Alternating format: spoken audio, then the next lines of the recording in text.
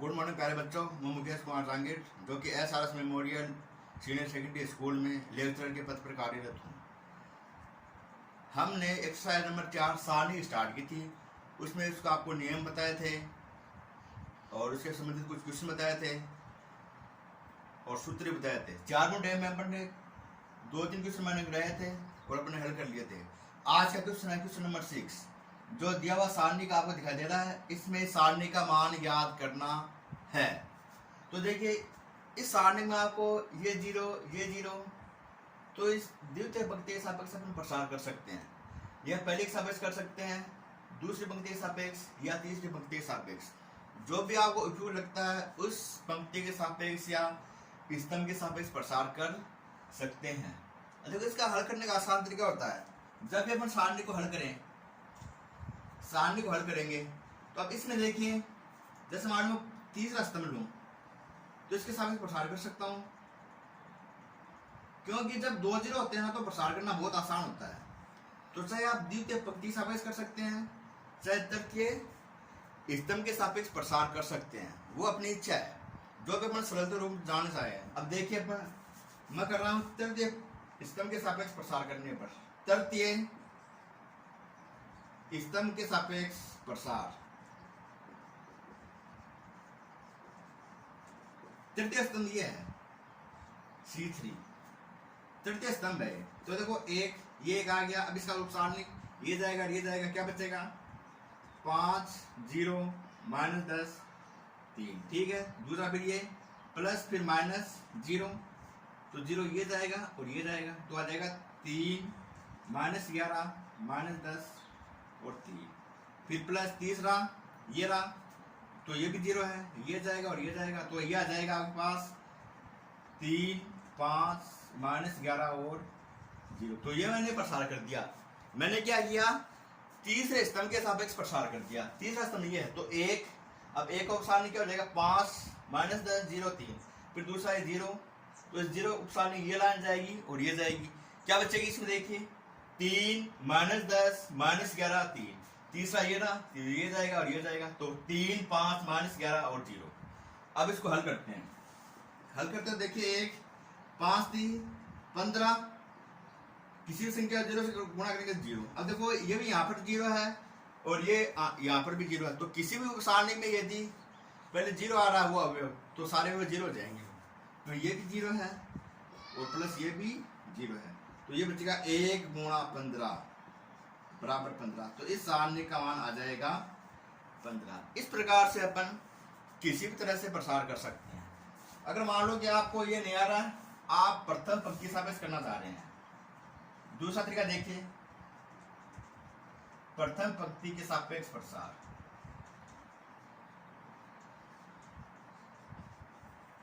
तो पहली पंक्ति 3, अब 3 का सारणी क्या बनेगा, ये देखिए ये जाएगी और ये जाएगी, 0 0 3 0, तो क्या जाएगा 0 0 3 0, फिर माइनस का चिन्ह है, फिर -11, तो ये आ जाएगा आपका -11। इसका सारणी देखिए, ये जाएगा 5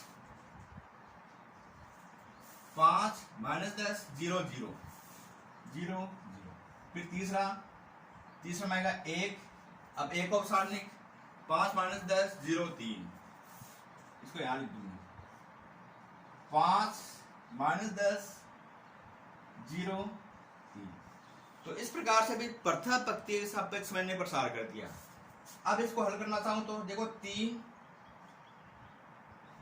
0 0 गुणा 3 0 -0, अब देखिए माइनस प्लस 11, तो इसमें देखिए 11 5 गुणा 0 0 -10 गुणा 0 0, तो 0 -0, फिर प्लस 1 5 3 15 -0, तो देखो ये भी 0 आ गया, प्लस ये भी 0 आ गया, प्लस 1 गुणा 15, तो क्या आ जाएगा इसका प्रसार भी 15 आ जाएगा। तो इस प्रकार से बेटा अपन किसी प्रकार से इसको हल कर सकते हैं। इसमें यह होता है कि इसमें 2 0 आगे तो आगे वाली कैलकुलेशन नहीं करनी पड़ती है। दोनों तरीके से कोई भी आप उपयोग ले सकते हैं, लेकिन ये जो तरीका होता है इसे 2 0 वाला होता है, तो इससे थोड़ा सिंपल होता है और कर तो इसी सकते हैं। दोनों में कोई डिफरेंस नहीं है, उत्तर आपका दोनों में सही आएगा और इसी प्रकार से इसको हल कर सकते हैं। क्वेश्चन नंबर 7 एक minus A minus B A one minus C B C one बराबर A one plus A square plus B square plus C square. ये इसमें सिद्ध करना है।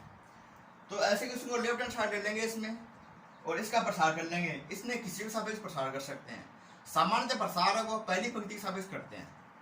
तो इसमें लेफ्ट हैंड साइड लेता हूं मैं, लेफ्ट हैंड साइड बराबर एक minus A minus B A one minus C B C one, ये है। तो मैंने लिख दिया प्रथम पंक्ति के सापेक्ष प्रसार। प्रथम पंक्ति के सापेक्ष प्रसार करने पर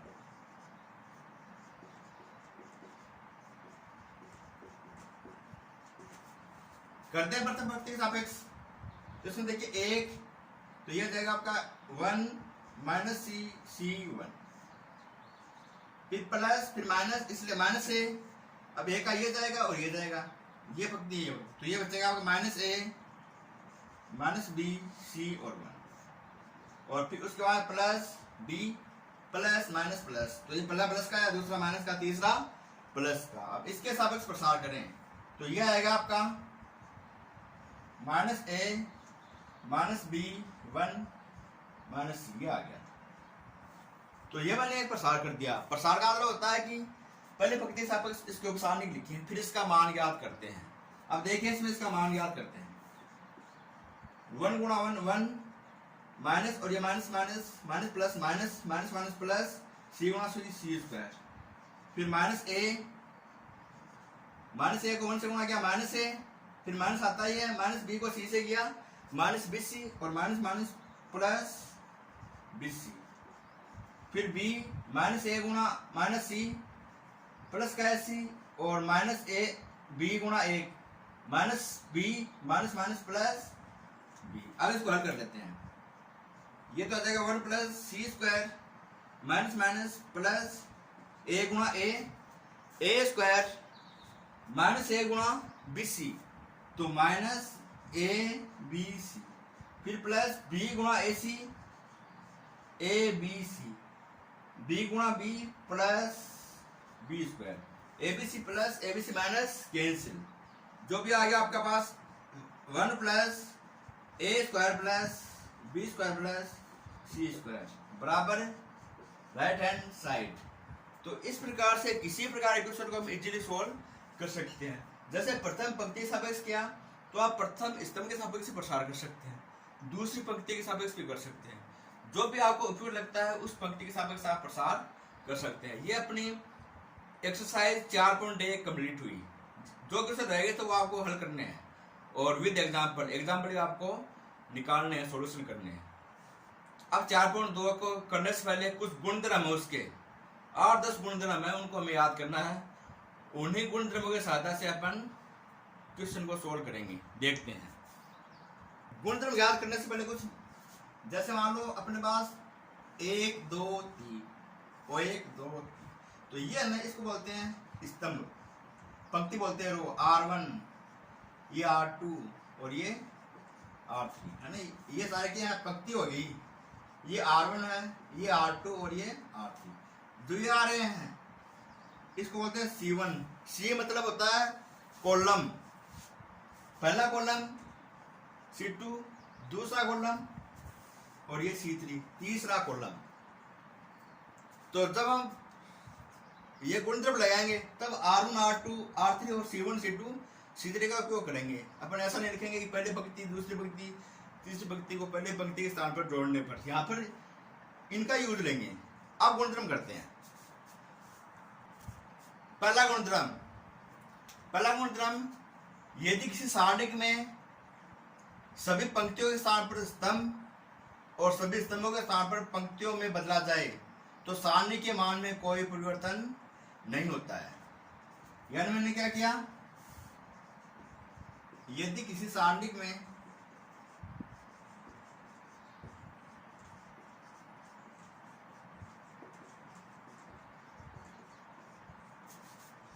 पंक्तियों को स्तंभों में और स्तंभों को पंक्तियों में, क्या किया मैंने, पंक्तियों को स्तंभों में और स्तंभों को पंक्तियों में बदला जाए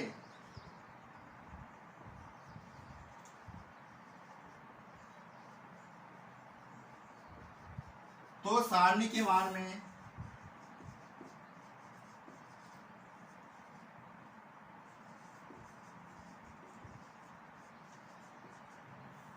कोई परिवर्तन नहीं होता है।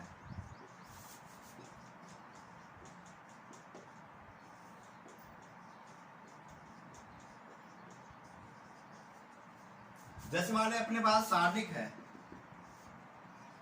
A1 A2 A3 B1 B2 B3 C1 C2 C3। तो इसका परिवर्तन करना है A का परिवर्त, तो अपन लिख देंगे A1 A2 A3 B1 B2 B3 C1 C2 C3। अब देखिए मैंने क्या किया, ये इसमें पंक्ति है, इसको बदला स्तंभ में A1 A2 A3 A1 A2 A3, ये स्तंभ है तो B1 B2 B3 ये पंक्ति होगी ना, B1 B2 B3 ये स्तंभ हो गया। C1 C2 C3 ये पंक्ति है और C1 C2 C3 ये स्तंभ है। तो ऐसा करने पर इसके मान में कोई परिवर्तन नहीं होता है, यानी A बराबर A का परिवर्त। दोनों कंडीशन में मान हमेशा समान प्राप्त होते हैं और ये अपन क्वेश्चन करेंगे उसमें वेरीफाई भी करेंगे।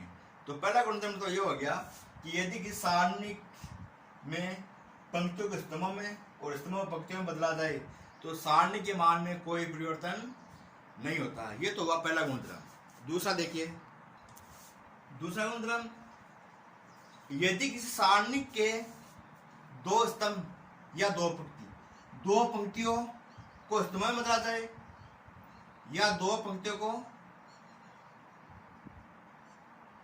स्तंभ में बदला जाए तो इसका मान है वो ऋणात्मक हो जाता है। देखिए कैसे होता है, देखते हैं। तो उनका मान तो वही होता है लेकिन चिन्ह है वो परिवर्तित हो जाता है। देखिए कैसे होता है, जैसे मान लीजिए अपने पास एक सारणिक है A1 A2 A3 B1 B2 B3 C1 C2 और C3। तो मैंने क्या किया, R1 के स्थान पर R2 और R2 के स्थान पर R1 ये मैंने विनिमय कर दिया। क्या किया, R1 और R2 चेंज कर दिया। चेंज करने के बाद देखिए क्या आता है, B1 B2 B3 A1 A2 A3 C1 C2 C3।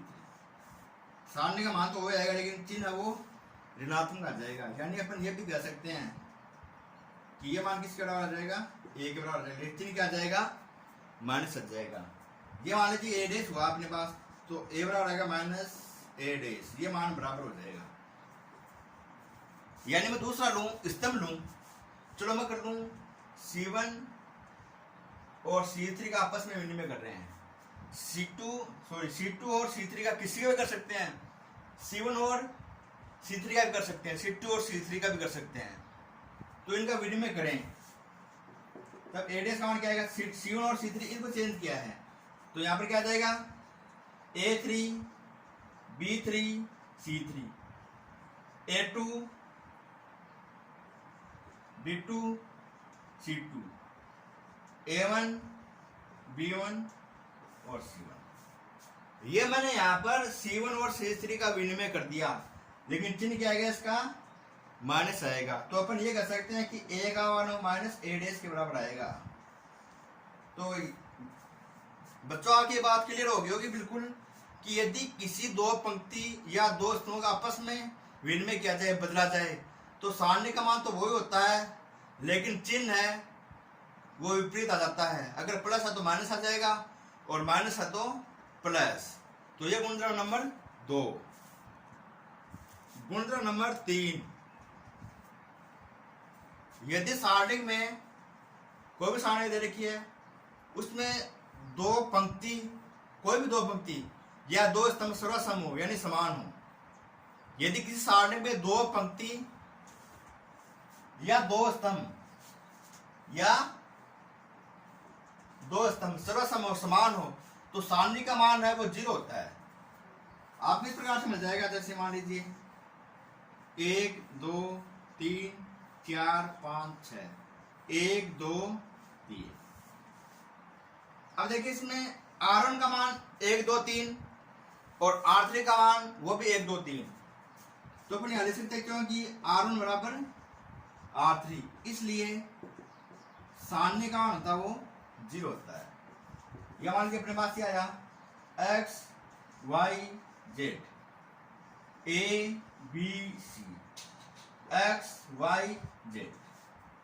तो अब इसमें देखिए x y z ये C1 है, x y z ये भी C1 है, C3 है, क्योंकि C1 बराबर C3। अगर ऐसी कंडीशन आपको ये दोनों मिल जाए C2 और C1 और C2 दोनों बराबर हो तब भी सारणी का मान 0 प्राप्त होता है, इसलिए सारणी का मान आएगा हमेशा 0 आएगा।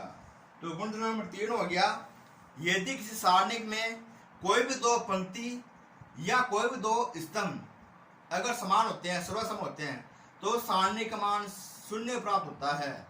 तो इस प्रकार से बेटा इसको लिख भी लो और अच्छी तरीके से इन गुणधर्मों को याद करो, क्योंकि इन्हीं गुणधर्मों की सहायता से जो आपका 3 नंबर का क्वेश्चन आता है वो इन्हीं गुणधर्मों की सहायता से हल करना होगा, तब अपन कर सकते हैं।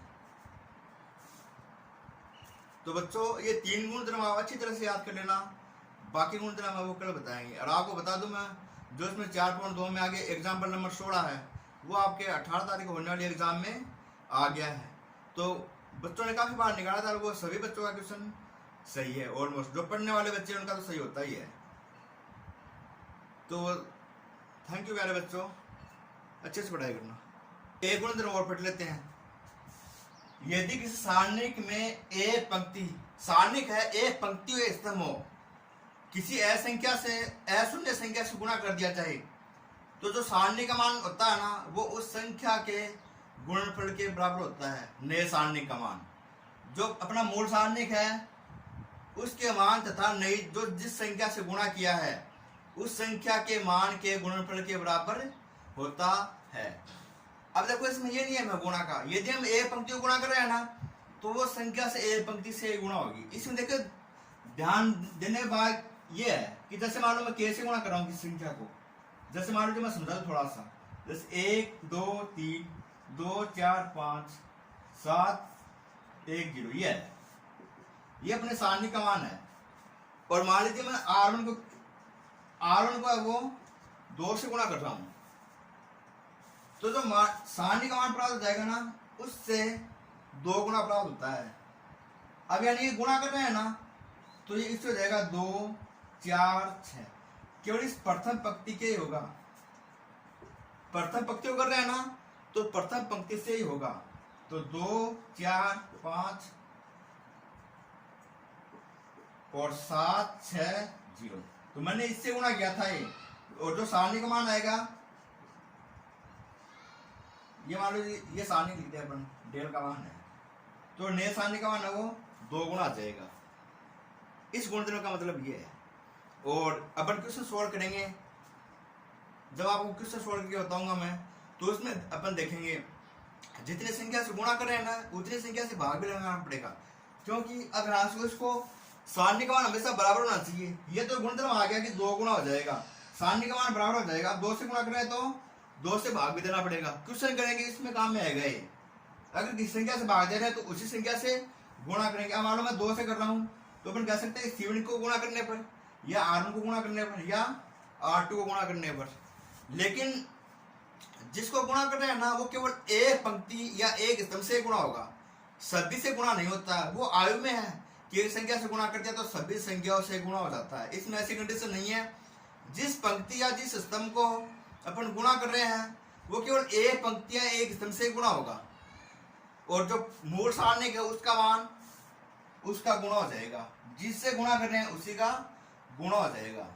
तो जैसे मान लो मैं एग्जाम्पल भी लिख दूं आपको कि अपने पास सारणी का मान आया A B C X Y Z L M N, ये आया, और मुझे मान लो गुणा करना है C1 को गुणा करना है। C1 के सामने लिख दूं मैं C1 गुणा K, तो यह जाएगा आपका KA KX KL BY M CZN, ये आ गया। और जो इस सारणी का मान आएगा, मान मैं डेल्टा डेस कर दूं, डेल्टा डेस का मान आएगा वो K डेल्टा आएगा। तो ये सारणी का मान हो इसका के गुणा हो गया, क्योंकि अपन के से गुणा कर रहे थे ना, इसलिए इसका के गुणा हो गया। तो ये चार गुण धर्म हो गए, प्रॉपर्टीज होगी, तो इनको आप अच्छी तरह से ढंग से तैयार कर लेना, क्योंकि क्वेश्चन करेंगे हम इसी प्रॉपर्टीज यानी गुण धर्मों की सहायता से हल करेंगे। Thank you, have you nice day.